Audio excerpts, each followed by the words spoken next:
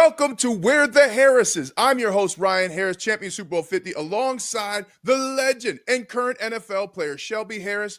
And we have Chris Harris Jr., Super Bowl champion and perennial Pro Bowler. Well, boys, this week was huge in the NFL. We had 6 double-digit come-from-behind victories happen, and for the first time in their careers, Josh Allen, Patrick Mahomes, and Jalen Hurts all lost in the same week. Let's start with the Broncos for first down. Boys, the Broncos went on the road to Philly and came back from down double digits to win it in the fourth quarter. What'd you think? Can we say this is the first real big signature win of the Sean Payton era? Yes, 100%. Ran in their house, walking your trap, take over your trap. Woo! You know what I mean? Like that's exactly what happened. The Broncos went into Philly. They were down. Down big. They were down and then came back and won that game. But you had Bo Nix go out there and really help the team. That defense, we can't say enough about Vance Joseph and this Denver Bronco defense. Nik Bonitto. Keeping this game. Yes, Nik Bonitto. What is he? Is he league leader now in sacks? I think he's up there. And here's the thing. He got sacks on Joe Alt and Jordan Mailata. I mean, those are the 2 best tackles in the league right now, you know? Yeah. I mean, it was definitely a huge game, and you see the Eagles just came out and wanted to spread the Broncos out, wanted to throw the football, and that didn't work out with them. You usually take a loss when you don't stick to your game plan, stick to who you are and your identity when you have success. And they got away from their identity. They're up 2-score game. They still want to air it out. Barkley's not getting the touches. They're not running the football. So the Eagles definitely beat themselves. Terrible play calling. I don't know why they get away from their identity, but when you do that, it's when usually you take losses. Man, I guess the theme of that game, though, you want to talk about shooting yourself in the foot. Penalties from that Philadelphia Eagles defense, just in crunch time. In crunch time, you can't get an unnecessary roughness penalty at that time. Like that's how you lose those games. And I'm sure the Eagles are kicking themselves right now because that was a game. If you would have told me we would start a score in the beginning of the fourth quarter, I don't think anyone would have been like, all right, the Broncos are going to come back and win. But the Eagles let the Broncos back into that game. Yeah, I mean, look, Cortland Sutton's a real one now. We got to give him his flowers. Everybody needs to respect Cortland Sutton. He made a catch and then landed on the corner. Matthews, I think it's Matthews, right? He's one of the best corners in the league. Quinnen Mitchell. Oh, I'm sorry. Mitchell. Cortland Sutton went up. Not only did he have a monster fourth quarter, he landed on Quinnen Mitchell on one of those passes. Chris, that's got to be brutal, man. If you gave up a pass and then the guy lands on you, that was indicative of the fourth quarter in that game. I mean, Bo was hot. I think he went 9 for 10 starting out. Offense was clicking. They found some holes in that defense to really attack. They like the matchup with Cortland over Quinnen Mitchell. Mitchell's still young. I mean, it's just his second year. You just happen to be on the Super Bowl, just win the Super Bowl his first year in the league, Must He's be still nice. young. He still has a lot of experience, and Cortland, he still has a lot of, learning to do, and Cortland's a well-experienced receiver. So they took advantage of that matchup in the second half, and they took advantage of the Eagles' terrible play calling. Man, terrible play calling. How do you end up giving the ball to Saquon Barkley 9 times? 9 times. That's you're going to lose that game if your best player on your team only touches the ball 9 times. Well, I do want to say though, Jalen Hurts was dropping dimes now. I mean, that touchdown pass to Saquon Barkley, that was bread meat basket. I mean, that was unbelievable. And AJ Brown, man, he's open. He's open right now. Okay, that man finds space, but they went away from the identity, like Chris said. I mean, you're running the ball, you're 4-0, and then you want to come out and pass. We know you can do it, and I'm really worried that AJ Brown is losing the fact that it's most important to win. I know he's talented. I know he wants the biggest money possible. He's got big money. He's got awesome shoes, and you got to win games, man. I just don't understand being in a locker room where guys want more touches and stats than they do wins. Man, you know how it is? Let's not act like we don't know what it is. Receivers are selfish. Ooh. We know that. And that's inherently selfish. Yes. Like they're inherently, that's just, you want to have the ball. You want to get the ball in crunch time. You want to go out there and put up the stats every week. That is what it takes to be a receiver. That you have to have that mindset if you want to be the best. But yeah, it's tough because that Eagles offense, that passing offense, is not going smoothly to the receivers. If I'm AJ Brown, yes, I'd be frustrated. He had one game really this year where he could be like, yes, I did something really that game, but he's getting frustrated. And I understand it because when those numbers stop dropping, and we all know this, Chris, you know this, Ryan, you know this, when your numbers stop dropping, you stop producing as much, they find any reason to come after that check. That is true. They find any reason to sit there and be like, I don't think we should be paying you 25. You only have 50 catches for 800 yards this year. Maybe we should drop it down to 17. Mm-hmm. That's what they do. So of course, like you're going to be mad when the stats aren't there because any chance you give these teams, they're going to take some money out of your pocket. Now we're going to go to second down, and now we're going to have we want to ask Shelby, how was your London trip, man? We know the game didn't go how you wanted to go, but how was it being out there with the team and getting ready for that game? Man, it was I'm always conflicted when it comes to these international games. It's a great experience. You get a free trip to London, or I've been to London twice. I played in Germany, so it's like you get a free first class trip overseas, everything paid for.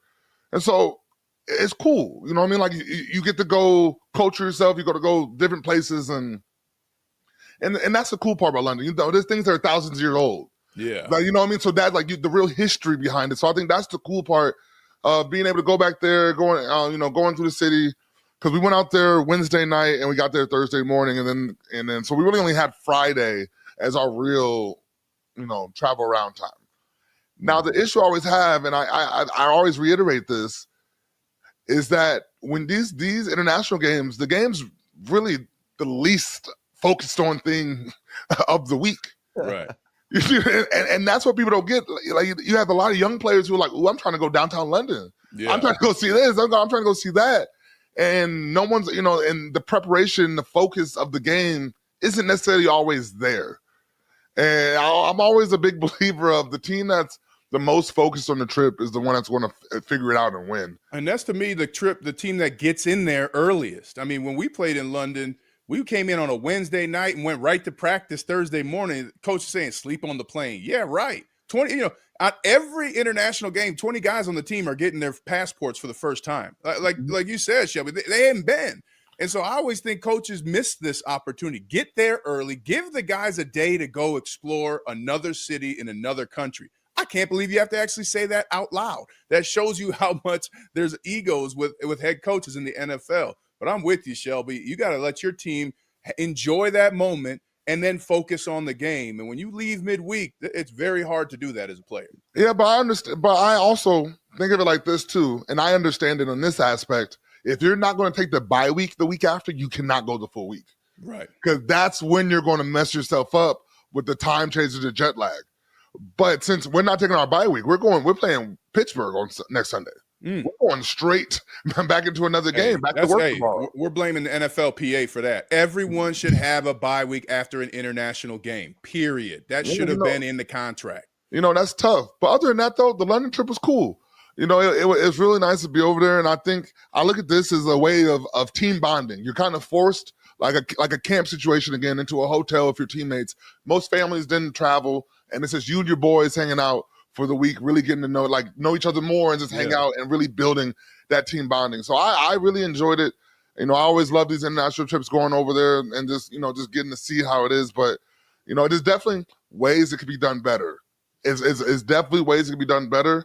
But like we've talked about before, but overall positive experience. Man, what do you think about the quarterback situation? Right, y'all went from Joe Flacco, guy that threw multiple interceptions the week before, Dylan Gabriel. He went out there and got his first chance to start at the quarterback position. How do you guys think he did? Against a defense like a Brian Flores defense that has so much disguise and movement in the back end, I think he did great. To be completely honest, like obviously, we offense kind of sputtered a little bit, but for the most part, Dylan did his job. He managed the game. He kept us off the field for a little parts of time to catch our breath. They went down and had a couple good drives. What else could you really ask for from a rookie quarterback? You know what I mean? In his first start, I really believe that we saw positives where you could grow from. Man, I was all in for Shedeur coming in. I didn't want Dylan Gabriel to have a bad game, but I was like, man, if Shedeur Sanders comes in London and wins the game for them, man, I was thinking maybe they put him in and start an international sensation. But I'm with you, Shelby. I thought Dylan Gabriel played well, and that's a unique environment. Your first starts on the road in London. Whoa, that's a lot. That's a lot, man. Because the funny part about it is the teams, like the fans are screaming for both teams. Your offense out there, it's crowd noise on both sides of the ball. Yeah, right. You know what I mean? Sometimes it's silent count for both teams. And so that's the difference with these international games is obviously there's not that much of an allegiance. So it's just a home and away game for both teams. Mm-hmm. Even though technically the Cleveland Browns were the home team, it didn't necessarily always feel like it because you had it from both teams. This offense was, had to go silent, and it was just a very interesting experience, I would say. Well, let's move to third down here because the Broncos are going to London and they're going to be facing the Jets. What do you think the Broncos have to do to continue their win streak and build towards the playoffs? When you play the Jets, you got to deal with the Fields and his legs, and they haven't been throwing the ball very well. He's had two solid good games throwing the ball, but other than that, he's been doing it with his legs. And this Jets team, they love to run the football with Hall. Broncos got to be able to stop the run, unless they go like the Eagles and want to spread them out and throw the ball all over the field and do something new. Then that would be something they would have to prepare for new. But I expect the Jets to come up there, pound the football, run the ball. Justin Fields show, and the Broncos, they should be able to dominate this team. Man, I'm very excited for this game. But one, because it's a trap game. Yes. It's 100% a trap game. Because the reeling Jets, are going, and then the Broncos just had a signature win. Right. This is a game that could actually end up messing up the Broncos season. Mm-hmm. Because I'll tell you this right now, one key injury that is not being talked about that actually might be a big deal is Ben Powers going on IR. Yes. That O-line, the way they work very well cohesively. They work very well together. Adding a new piece into that it's going to change the offense. It's going to change how they have to protect because now you have a new guy coming in. And so it's going to also, who's it going to affect? Who's the guy right next to him? Mm-hmm. Garrett Bowles. A guy who is going to have to work with a new guard in order to get ready. So that's something I would be worried about. Because honestly, I'm not trying to be a hater here, but I can see the Jets getting their first win this week. Ooh. A hungry Jets team that does not have a win under the Aaron Glenn regime right now. They're going to be fighting. They're going to be clawing to try to change their tides.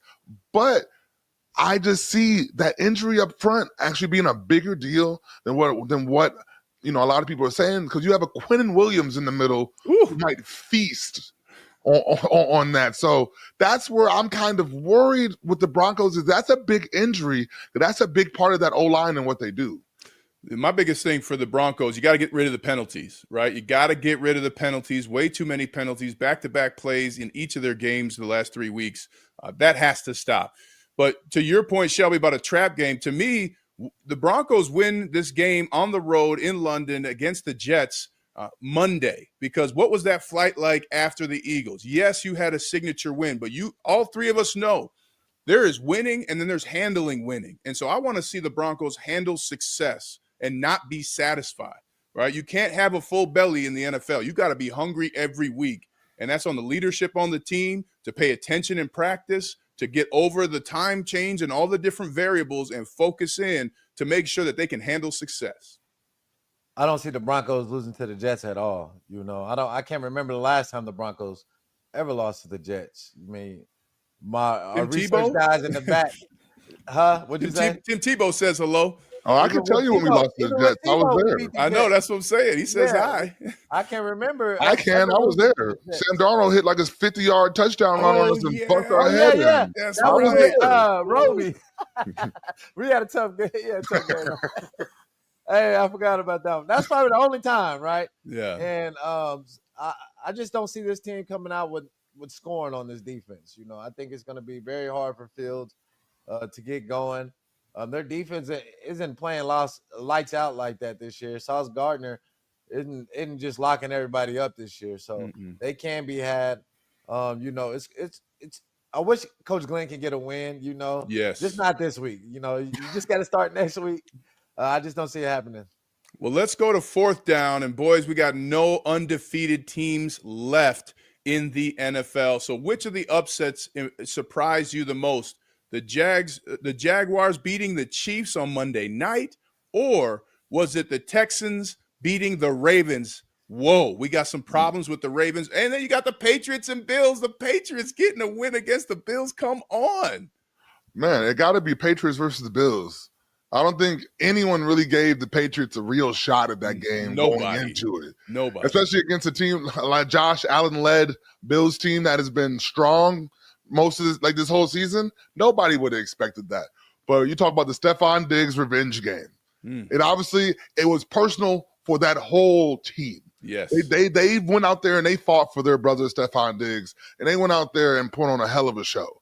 But that game right there, I don't think there's no way that anyone would have told me that the Patriots had a chance. But they found a way. They found a way. So that's I would say the number one game that I was so surprised by was that Patriots Bills game. I'm gonna go with the Jags getting that upset last night. Close, tight games. The Chiefs have always been winning those games for the past 7 years, right? And Andy Reid is a mastermind in tight games. But seeing the Jags fight those boys, punch them boys in their mouth, Trevor Lawrence won it, you know, even though the play was sloppy at the end, and, you know, finding a way to get it done. And that's one thing that you usually see. The Chiefs are that team that's the boogeyman or that's winning those close games. And now they're down now, right? Now we got the Chargers, Broncos, and now the Chiefs are fighting back there with the Raiders, you know, in the division. So they got a long road ahead. I think they have issues. I mean, Chris Jones was literally not pursuing the quarterback, not even chasing the quarterback. And in a game time situation, crucial situation, you're the leader of the defense. So I think the Chiefs are done. That the era is done. Travis Kelce can hang it up or, you know, get ready to ask for a trade, find a new spot. But I think this dynasty is over, man. You can just see by the way their body language, their movements, the way they hustle to the ball, it's just not there anymore. So, Chris, what does that say about the Jags then? Are the Jags for real? Or is it just the Chiefs are done? No, I think the Jags are for real. They're going to play hard. They have athleticism on both sides of the ball. You know, top two young receivers, very athletic. Secondary that's very coached well. They got Coach Ron Miles over there. He coached me coming into the NFL. He's going to make sure you guys are very disciplined and play very smart football. So I think the Jags are for real. I don't trust Trevor Lawrence, but I like the team and I like the group they got around them. And they got a good defense, too. The Jags got a good defense in addition to that. Shout out to Travis Hunter. It was so cool seeing a player go on offense and defense, man. And he got the pink shoes on. I love it. But to me, I mean, you got a signature win for the Jags, signature win for the Broncos, and you now got one for the Patriots in the new era. But there's a big problem in Baltimore. I don't know that John Harbaugh is the coach of the Baltimore Ravens at the end of this season. That was a bludgeoning by the Houston Texans. Say that again. I do not think John Harbaugh will be the head coach of the Baltimore Ravens by the end of this season. We've talked about their defense now for 3 weeks having issues. That's not what you expect from a John Harbaugh team. They are deflated. They don't look like they're doing well. Yes, you don't got Lamar and his health, and you got to be able to win games. I mean, that was shocking, especially the way the Texans were coming into that game. So I think there's trouble in Baltimore, and it's only going to get worse. I mean, I don't think anybody expected it to be that big of a blowout, though. They got their ass kicked.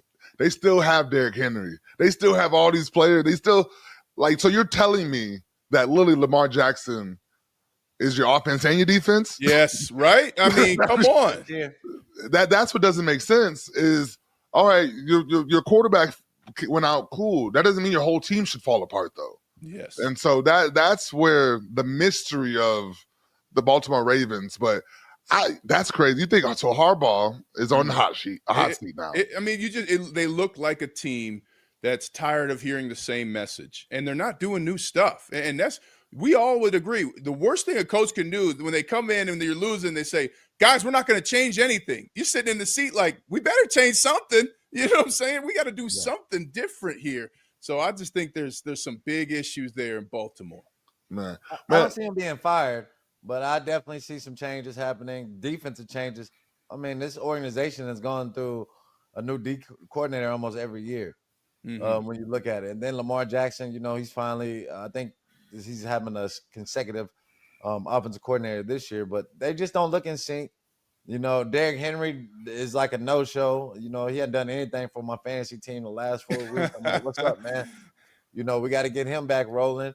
But I'm still not going to count them all the way out yet, just because the AFC North division, there's nobody separating themselves right now. That's true. You can say Steelers they're number one right now, but have they truly separated themselves? Can we truly trust Aaron Rodgers to continue to play at this same high level at the age of 41 the rest of the year? I don't know. So I'm gonna leave it open for Lamar Jackson and the Ravens to might be able to go on a run. But right now, the AFC North is wide open. It's for anybody taking. Well, let's go to the 2-minute drill here to wrap up the show. We're going to start quickly on some of the games upcoming in Week 6. Shelby, why don't you start it off as the Browns, face off in that AFC North against the Steelers? Man, you already know we got the Steelers coming up. A big AFC North rivalry. A lot of bad blood, no love lost. And, of course, you can't talk about the Steelers versus the Browns without talking about Myles Garrett and T.J. Watt.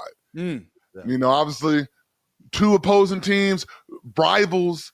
It's always the argument of who's better. In my mind, it's not even close. It's Myles Garrett. I might be a little biased, but I'm just saying, in general, though, man, this game is going to come down to who turns the ball over the least amount.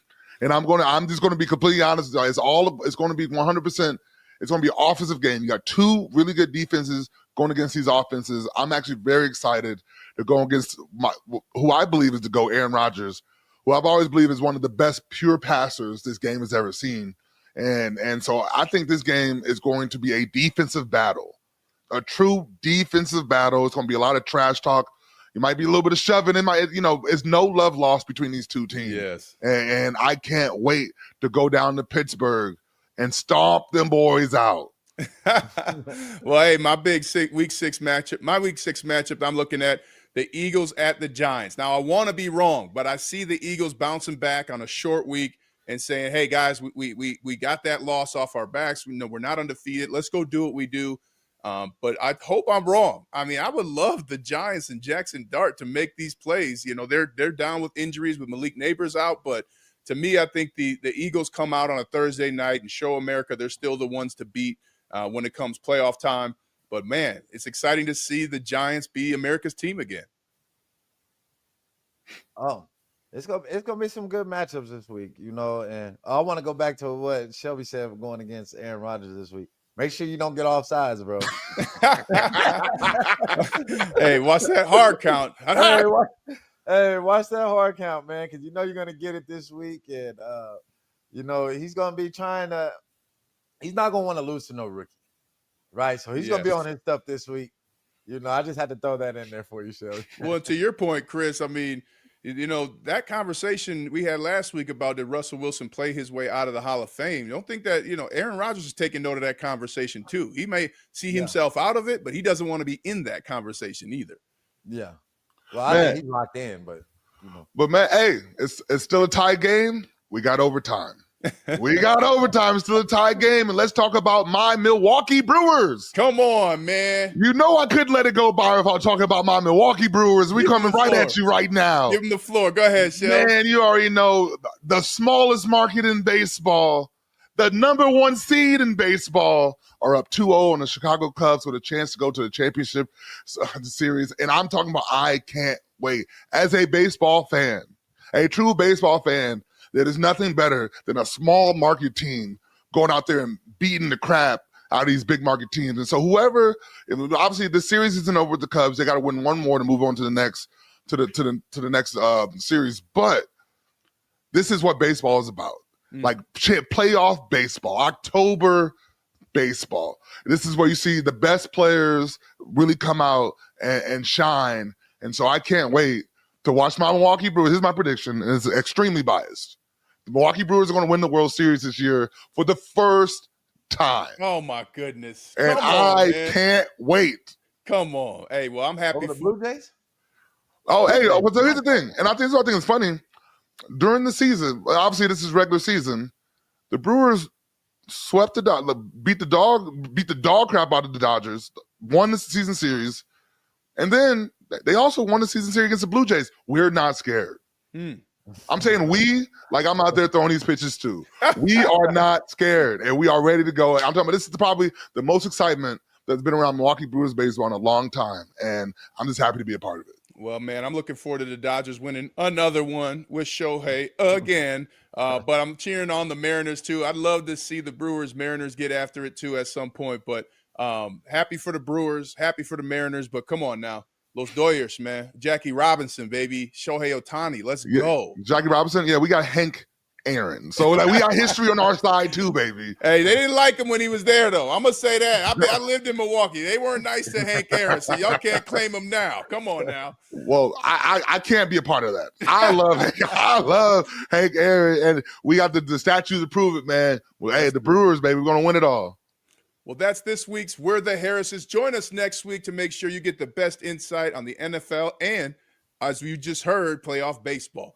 Make sure to like, share, and watch next week's show.